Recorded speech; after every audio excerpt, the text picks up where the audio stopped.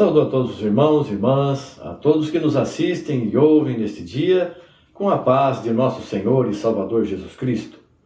Vamos hoje examinar a palavra de Deus, registrada no livro de Atos dos Apóstolos, capítulo 15, do versículo 10 em diante.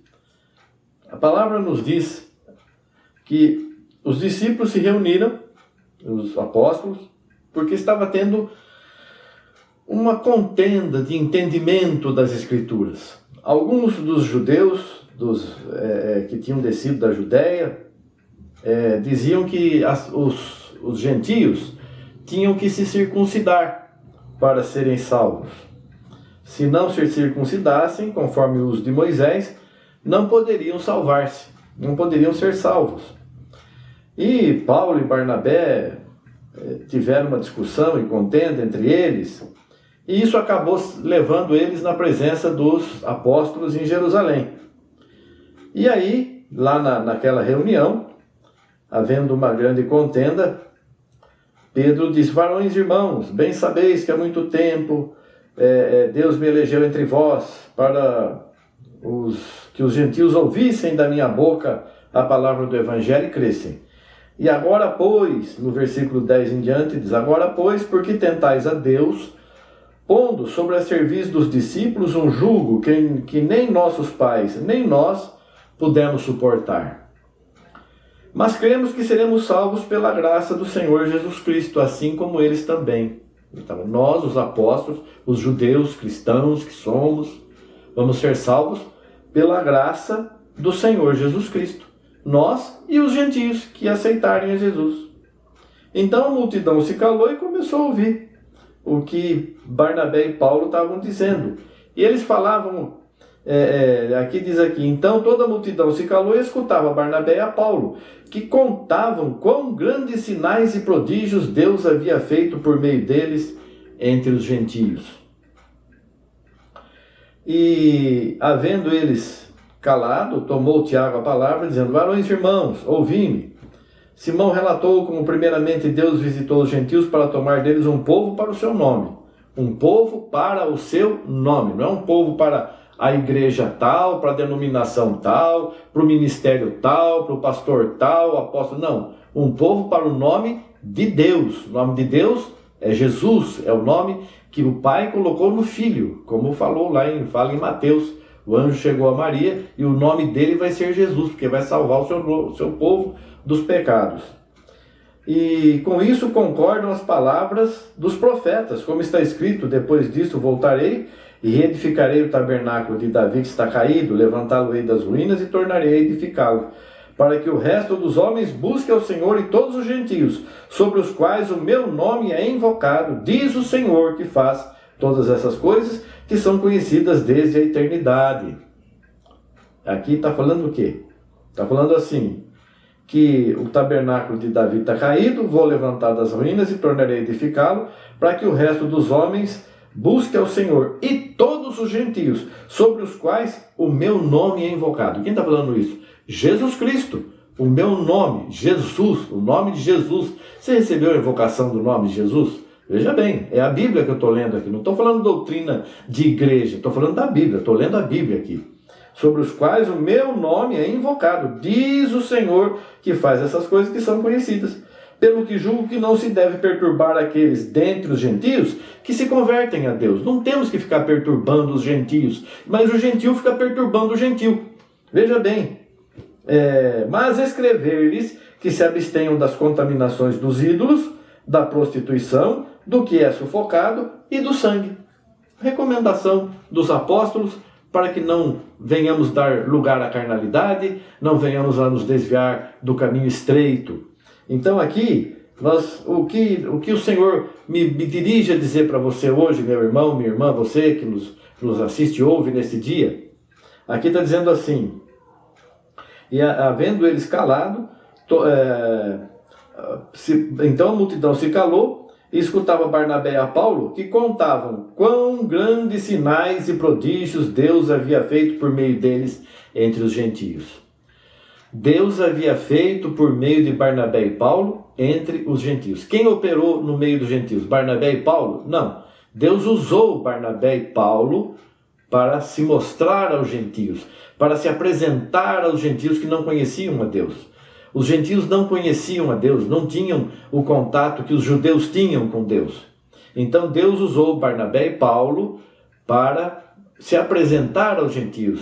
E Deus fez através deles grandes sinais e prodígios, que os gentios, quando viam essas coisas, os deuses estão entre nós, que queriam sacrificar para Paulo, para o que estava com Paulo. Então, veja bem, Deus operou maravilhas. E eles testemunharam. E o testemunho deles resolveu essa situação que estava acontecendo aqui, essa discussão entre os apóstolos. Então, irmãos, é muito importante nós termos testemunho. É muito importante nós começarmos a ver o que Deus faz na nossa vida, para que amanhã nós possamos, nos apresentando a outras pessoas, falar do nome do Senhor e falar: olha, Deus fez grandes sinais e maravilhas através de mim, através do irmão fulano, através do irmão ciclano. E as pessoas que viram e ouviram, creram. Então nós temos que ser porta-voz de Deus neste mundo. E nós temos o nosso limite, que Deus está procurando um povo para o seu nome, e aí aqueles que dentre os gentios se convertem a Deus, escrever que se abstenham das contaminações dos ídolos, da prostituição, do que é sufocado, do sangue. É o caminho estreito, amar a Deus sobre todas as coisas e ao próximo como a nós mesmos. Destes 2 mandamentos depende toda a lei e os profetas. Se existe algum outro mandamento, tudo se cumpre nesta palavra. E aqui os apóstolos recomendando. Então o nosso caminho é o caminho estreito. Eu não posso passar desses limites. Se eu passar do limite do caminho estreito, eu saio fora do caminho. E o que eu tenho que fazer para não sair do caminho? Observar a Deus, ou cumprir a palavra de Deus, viver a palavra de Deus verdadeiramente. Eu preciso aqui, dar testemunho das maravilhas de Deus. Deus ouve a pecadores? Deus não ouve a pecadores. Mas Deus veio chamar os pecadores ao arrependimento. Então, a pessoa fala assim: mas eu sou pecador. Mas justamente, é por isso que Deus está te chamando, para que você se converta, para que você se arrependa, para que você... Já é um passo muito grande reconhecer que é um pecador. É um passo maravilhoso. É o primeiro passo da salvação, é a pessoa reconhecer que é pecadora e que precisa da misericórdia de Deus. Porque tem muita gente que acha que é Deus, e manda, e ordena, e quer ser obedecido. Então essas pessoas estão muito longe de Deus. Se consideram tanto, né? Acham que são grande coisa e não são nada, são pó apenas. E a cada dia o seu mal aumenta, a sua luta se torna cada vez pior na vida delas, e elas não veem saída, mas não se humilham para serem abençoadas, para serem curadas do mal. Então, irmãos, o perdão de Deus é o maior remédio que existe no mundo. O perdão de Deus é que nos leva à salvação. A pessoa, por isso que o Senhor fala, né? Quando você estiver, nos ensina, quando você estiver orando, perdoe primeiro, para depois você pedir o perdão seu. Porque não podemos viver com o coração cheio de coisas ruins, né? De maldade, sentimentos ruins, pensando em vingança, que Deus tome na mão essa pessoa, que Deus vingue o que fez comigo. Não, perdoe. Perdoe, você também precisa de perdão. Nós fizemos muito pior para Deus, e Ele nos perdoou, entregou o Filho dele pelo preço do nosso perdão. Então, irmãos, o caminho é estreito, e os limites desse caminho são estreitos. O caminho é estreito, a porta é estreita. Ninguém acha Jesus assim de uma hora para outra.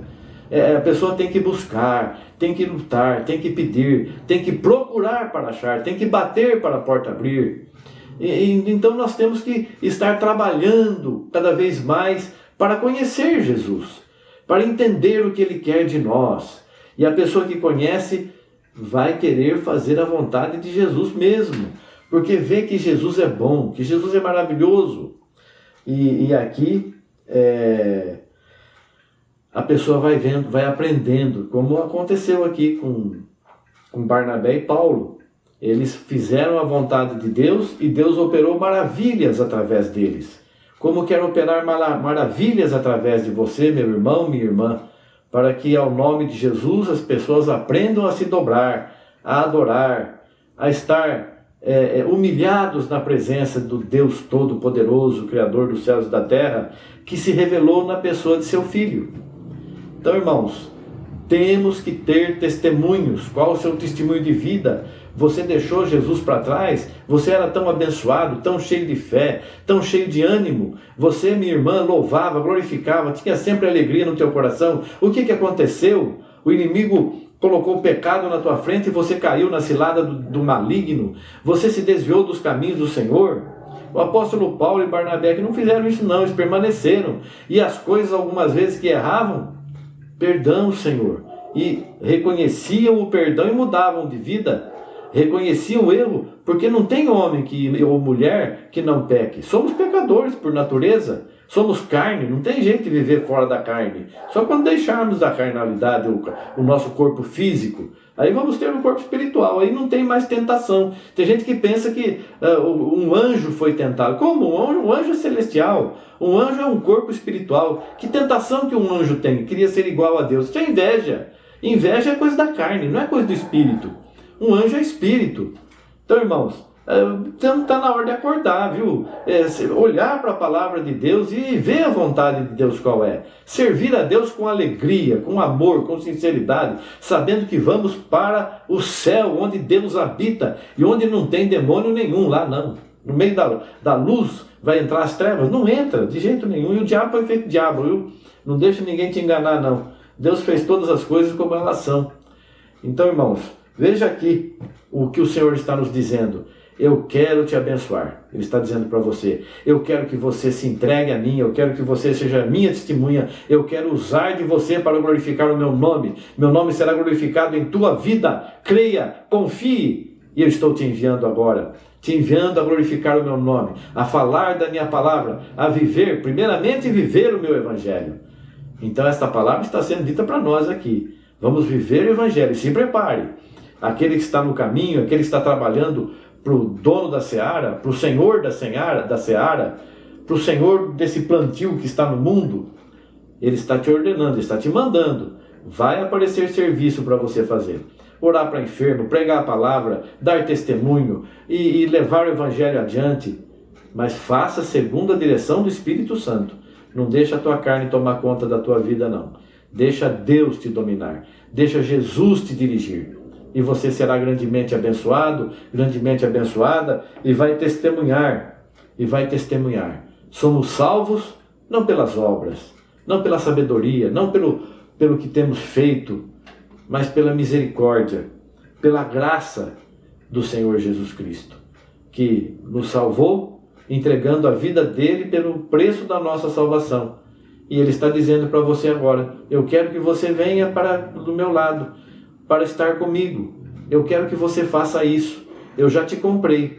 Agora você precisa aceitar que eu te comprei, que você é meu e que você estará comigo eternamente. Se entregue a mim, diz o Senhor para você, meu irmão, minha irmã, e faça com amor tudo isso, para que o nome do Senhor seja glorificado. Deus te abençoe. Põe os pés no caminho. Não tenha dúvidas. Olhe a palavra, examine e viva com amor e sinceridade este evangelho de salvação que nos deu o Senhor Jesus Cristo.